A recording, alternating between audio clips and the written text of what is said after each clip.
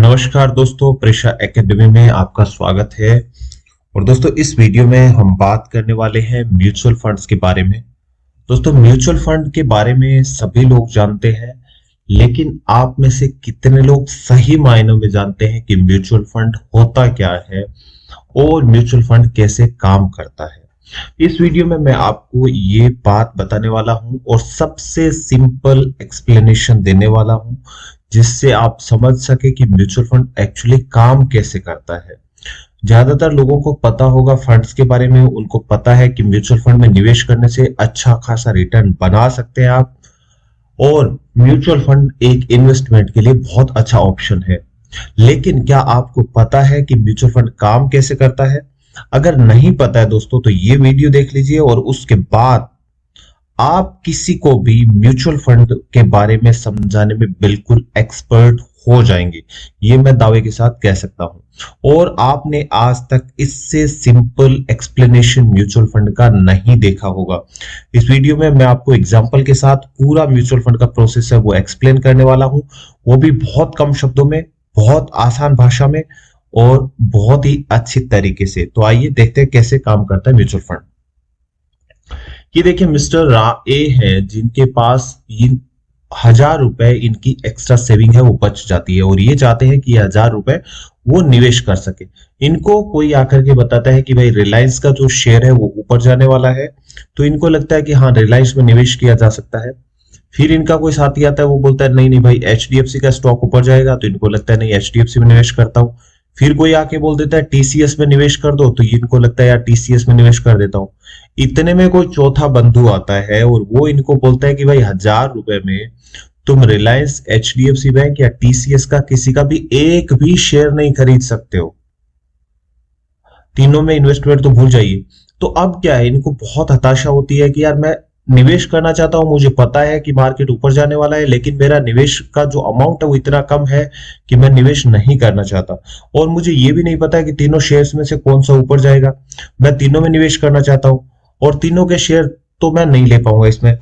तो ये क्या कर रहे हैं, एक्चुअली इनका मन है कि इक्विटी में निवेश करें, लेकिन इनके पास पैसा नहीं है। वहीं पे एक मिस्टर बी है जिनके पास भी 1000 रुपए है, और उनको कोई बताता है कि यार गवर्नमेंट सिक्योरिटीज में निवेश कर दो, एफडी से तो बहुत अच्छा है, और सिक्योरिटी है, पैसा डूबेगा भी नहीं, फिक्स रिटर्न आपको मिलता रहेगा। या आप चाहो तो बॉन्ड्स या जो कमर्शियल पेपर है उनमें निवेश कर दो, या डिबेंचर्स में निवेश कर दो। इनमें निवेश करोगे तो आपका रिटर्न होगा एफडी से ज्यादा रहेगा, और इसमें क्या है, इक्विटी मार्केट का जो फ्लक्चुएशन का रिस्क है वो भी नहीं रहेगा, और आपका रिटर्न फिक्स रहेगा। यानी इनका जो मार्केट का टारगेट है वो है डेट, लेकिन इनका भी निवेश का जो अमाउंट है मंथली वो है 1000 रुपए। 1000 में इन तीनों में से किसी में भी ये भी निवेश नहीं कर पाएंगे। और इसके बाद आते हैं मिस्टर सी।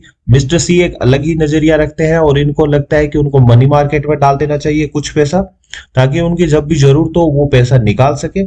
और इसके अलावा बाकी पैसा वो लॉन्ग टर्म में निवेश करना चाहते हैं, और इनको लगता है कि रियल एस्टेट में पैसा लगाने से रिटर्न अच्छा मिलने वाला है, या जो आर्ट है उसमें अगर पैसा लगा दिया जाए तो पैसा अच्छा बन सकता है।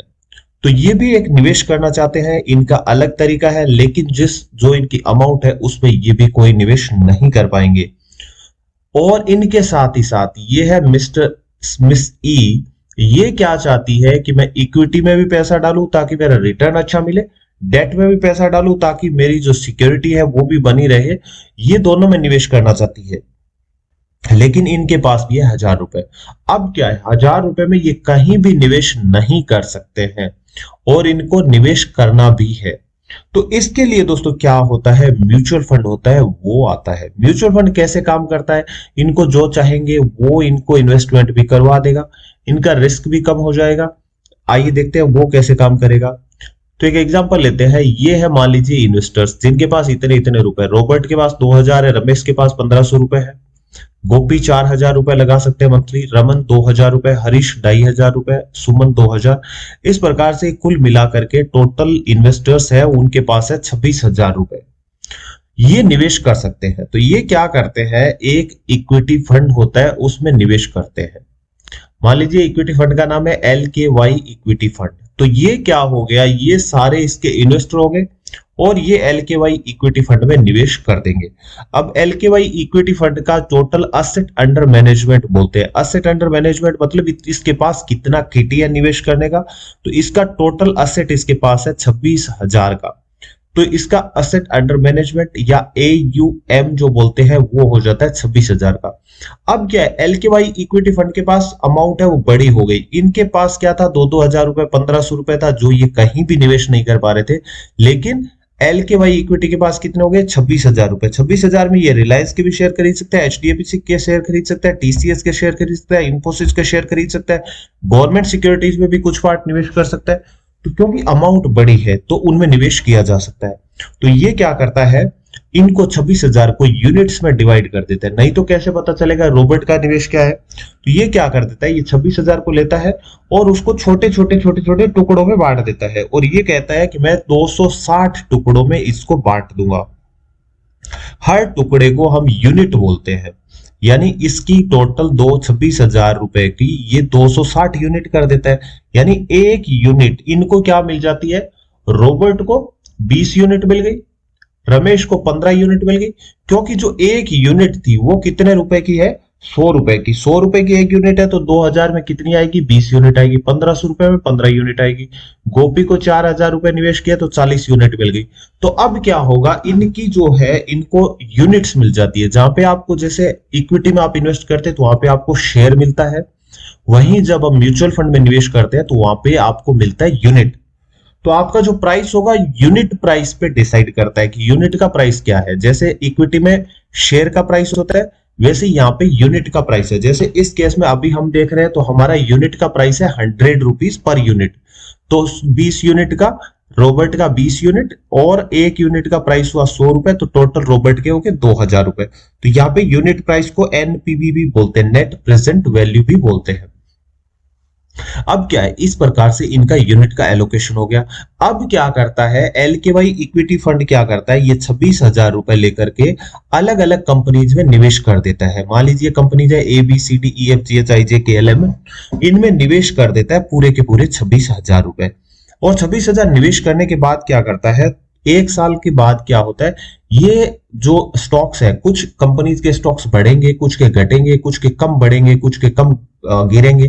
तो उसी हिसाब से मैंने कलरिंग मान लीजिए कर दी है। जैसे जो स्टॉक ज्यादा बढ़े उनको मैंने डार्क ग्रीन किया है, जो कम ग्रोथ हुई है उनको लाइट ग्रीन किया है, और जो स्टॉक ज्यादा गिरे हैं, लॉस हुए जिनमें, उनको डार्क रेड किया है और कम डार्क रेड किया जो कम गिरे। तो इस प्रकार से क्या है, कुछ स्टॉक्स बढ़े घटे, इनका सबका जब फाइनल किया, टोटल प्राइस किया गया, तो जो वैल्यू होती है वो हो जाती है 31,200 रुपए का। यानी कुल मिलाकर के कितना गेन हो गया, हमें 20% का गेन हो गया। 20% का गेन हो गया। तो अब जो हमारा यूनिट प्राइस पहले 100 रुपए था वो बढ़ के कितना हो जाएगा, करंट एनपीवी हम निकालते हैं। करंट एनपीवी निकालने के लिए आज हमारे जो इन्वेस्टमेंट है उसकी वैल्यू कितनी है, 31,200 रुपए। उसमें टोटल यूनिट्स से डिवाइड कर देंगे। टोटल यूनिट से हमारी 260 रुपए, 260 यूनिट्स है, यानी एक यूनिट की अब वैल्यू है वो हो जाती है 120 रुपए। यानी 20% का हमें खरा खरा गेन है वो हो गया। अब जो करंट, अगर मैं वैल्यू बात करता हूं करंट में, यानी ये जब मार्केट ऊपर नीचे हो गया, एक साल निवेश को हो गया, एक साल बाद हमारा एनपीवी 120 हो गया। तो अब अगर हम देखते हैं रॉबर्ट, रमेश और इनका निवेश कैसे रहता है, तो आप देखेंगे करंट वैल्यू रॉबर्ट की जो 2,000 निवेश किया था वो बढ़ करके हो गया 2,400 रुपए। रमेश ने 1,500 रुपए निवेश किया था वो बढ़ के हो गया 1,800 रुपए। गोपी का 4,000 हो गया 4,800 रुपए, रमन का 2,000 हो गया 2,400 रुपए। इस प्रकार से टोटल इनका ग्रोथ है वो आप देख सकते हैं 20% हर किसी का ग्रोथ है वो हो गया।